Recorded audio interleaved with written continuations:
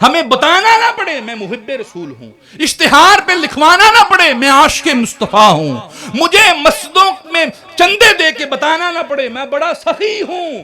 खुदा की कसम कोई चेहरे को देखे उसे पता लग जाए हुजूर का गुलाम आ रहा है। दोस्तान मोहतरम, उनके पास वो जो सहाबा थे उनके पास क्या था? वो इश्क में सच्चे थे, वो कुर्बानी में सच्चे थे।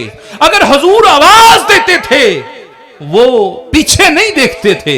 हुजूर अगर तलब फरमाते थे सब कुछ हुजूर की बारगाह में पेश कर दिया करते थे। बड़े अबू बकर सदीक रज़ी अल्लाह ताला अन्हु की ज़ात अक़दस को हुजूर ने फरमाया, कौन है जो जिहाद के लिए माल पेश करे? अबू बकर सदीक की ज़ात अक़दस सब कुछ ले आए, हत्ता के नए कपड़े पहने थे वो उतारे, अपने जिस्म पे टाट बोरी पहनी, बारगाह रिसालत में पेश हो गए।